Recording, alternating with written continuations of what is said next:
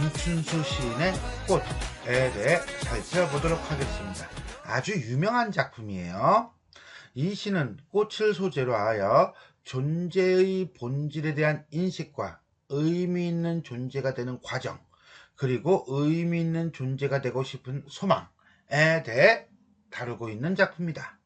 이 시의 시적 화자는 타인에게, 다른 사람에게 의미 있는 존재가 되고 싶다는 자신의 소망을 드러냄과 동시에 자신의 소망을 보편적인 차원, 즉 우리들 모두 그렇다라는 차원으로 확대한다. 이 시의 사연, 우리들은 모두 무엇이 되고 싶다라는 구절을 통해서 이런 확장의 인식이 드러나고 있다라고 보시면 되겠습니다. 한번 시를 전체적으로 한번 읽어보도록 할게요. 내가 그의 이름을 불러주기 전에는 그는 다만 하나의 몸짓에 지나지 않았다. 내가 그의 이름을 불러주었을 때 그는 나에게로 와서 꽃이 되었다. 내가 그의 이름을 불러준 것처럼 나의 이 빛깔과 향기에 알맞은 누가 나의 이름을 불러다오. 그에게로 가서 나도 그의 꽃이 되고 싶다.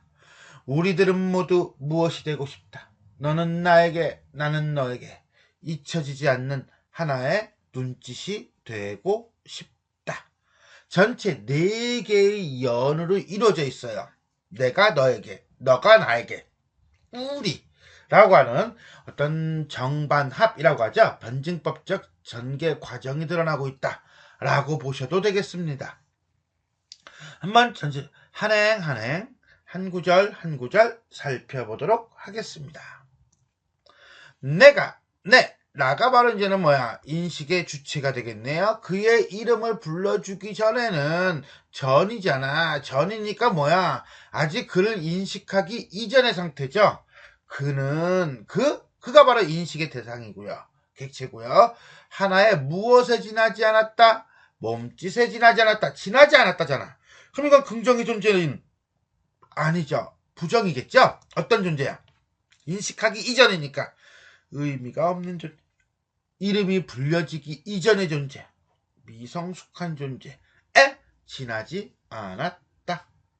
1년은 결국 뭡니까? 그렇죠. 인식 이전의 무의미한 존재인 몸짓. 그에 대한 설명이에요. 내가 그의 이름을 불러주었을 때, 부르기 전이 인식 이전이라고 한다면 그의 이름을 불러주는 것은 인식하였을 때가 되겠죠. 인식하였을 때라고 하는 건 결국 뭡니까? 의미를 부여했을 때 그는 나에게로 와서 무엇이 되었다? 꽃이 되었다. 결국 꽃은 뭐야? 아까 몸짓이 무의미한 존재라고 했나? 그러니까 의미 있는 존재가 되겠죠. 그 다음에 이름을 갖게 되었던 확립된 실체고요. 의미를 상징하는 존재라고 보시면 되겠어요. 문제는 자, 꽃이라고 했는데 이 꽃이 우리가 밖에 나오는 그 플라워를 얘기하는 건 아닐 거예요. 그죠? 그죠? 진달래꽃 하는 꽃이 아닐 거란 말이야. 이거는 시인의 어떤 생각, 관념을 대변하는 추상적인 존재이다 라고 봐야 되고요. 그 다음에 이름을 부름을 통해서 의미를 부여받은 존재이다 라고 봐야 돼요. 결국 이 시에서 말하는 꽃이라고 하는 거, 요 대목 별표 칠까요? 존재와 존재 사이에 의미와 관계가 확인되고 주체적인 만남이 이루어지는 그 순간을 시인은 뭐라고 표현했다? 꽃이라고 표현했다 라고 보시면 되겠습니다. 이연, 인식 이후에 유의미한, 의미가 있는 존재인 꽃. 내가 그의 이름을 불러준 것처럼 나의 이 빛깔과 향기, 빛깔과 향기는요, 어떤 실체 이전의 존재, 어떤 존재의 본질, 고유하고 개성적인 나만이 가지고 있는 아주 독특한 특징에 알맞은 나의 이름을 불러다오. 다오 무엇에 어줍니까? 소망에 어조죠. 나도 그러니까 누군가에게 의미 있는 존재 내지는 인식이 되는 존재이고 싶다 라고 하면서 나의 존재의 본질을 알아주고 인정해줄 그 누군가와 의미 있는 관계가 이루어지기를 소망하고 있다. 그래서 그에게로 가서 나도 그의 의미 있는 존재가 되고 싶다라고 얘기를 하는 거예요. 3년은 결국 유의미한 의미 있는 존재로의 소망 정도로 이해하시면 되겠습니다. 마지막인가요? 우리들은 시상이 그에서 우리 무엇인가가 되고 싶다. 무엇이 뭐야? 의미 있는 존재겠죠. 너는 나에게, 나는 너에게. 한마디로 뭡니까? 주체와 객체가 상호 대등적 관계에 있으면서 잊혀지지 않는 무엇이 되고 싶다. 눈짓이 되고 싶다. 결국은 아까 꽃이라는 시어와 무엇이라는 시어와 눈짓이라는 시어는 같은 의미를 갖는다 라고 보시면 되겠네요. 사연, 서로 간에 유의미한 의미 있는 존재가 되기를 소망하는 우리 정도로 보시면 되겠습니다. 자, 여기까지 우리가 김춘수의 꽃에 한행 한 구절 한 구절 살펴보았습니다. 그러면 전체적으로 정리 한번 해볼까요? 관념적이고요. 그렇죠. 꽃 그랬지만 이게 구체적인 꽃이 아니라고 그랬잖아요. 그죠? 그러니까 머리를 한참 써야 돼. 그래서 주지적이야. 그 다음에 상징적이고요. 주제는 존재의 본질 구현에 대한 소망이라고 보시면 되겠네요. 자, 나, 너, 우리라고 하는 식으로 존재의 의미를 점층적으로 심화하여 확대하고 있다. 내가 그의 이름을 불러주었을 때, 내가 그의 이름을 불러주었을 때, 내가 그에게 이름을 불러주니까 꽃이 되죠. 그런데 누가 나의 이름을 불러주어서 꽃이 되길 바래요. 누가 나죠. 나가 그, 누가 나. 됐습니까? 여기까지? 그러다가 마지막에 뭐합니까?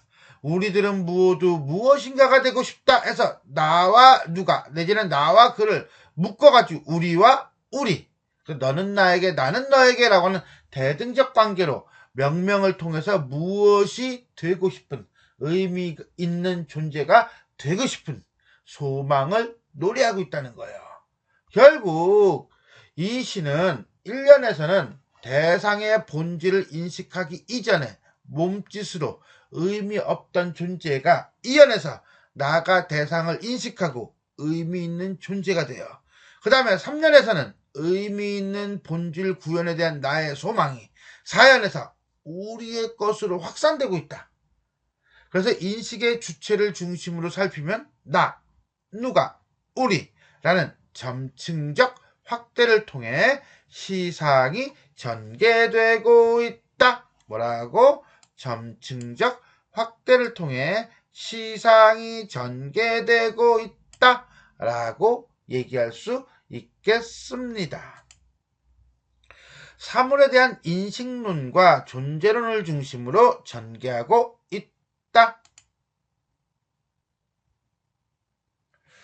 자, 이름 부르기의 인식론인데 요거는 이렇게 보시면 될 것 같아요. 너무 깊게 들어가면 어렵거든요. 인식론이란 어떤 인간의 인식, think, 파악하는 거죠. 어떤 기원, 본질, 한계 등을 연구하는 철학이에요. 하지만 그렇게 보지 말고요. 어떤 대상을 보고 거기서 의미를 파악한다 정도까지만 보세요. 그래서 이 시에서는 무의미한 존재에 지나지 않았던 그가 화자가 그에게 이름을 불러줌으로써 이때 이름을 불러주는 걸 우리는 명명이라고 하지만은 실질적으로 이 시를 이해할 때는 인식함으로써 이렇게 되는 거야. 인식함으로써 무엇이 되었다? 의미 있는 존재인 꽃이 되었다. 인식하여 의미를 부여한다. 나 역시 나의 본질에 맞게 이름이 불림으로써 누군가에게 인식당함으로써 의미 있는 존재가 되어 서로가 서로에게 의미 있는 존재가 되는 진정한 관계를 맺게 된다. 됐습니까?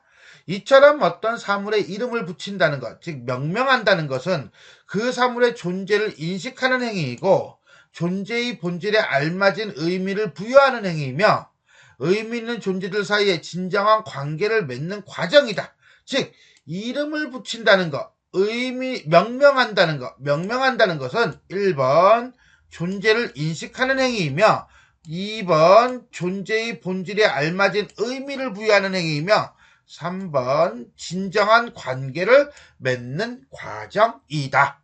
됐습니까? 여기까지? 요게 바로 이제는 4가지가 되는 거예요. 이렇게 3가지, 4가지.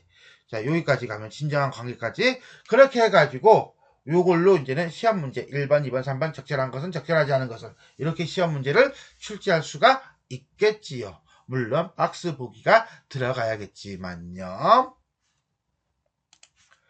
자, 지금까지 우리는 김춘수의 꽃에 대해 살펴보았습니다. 내용이 도움이 되셨다면 좋아요와 구독 버튼 눌러주시고요. 알람 설정 부탁드리겠습니다. 수고하셨습니다.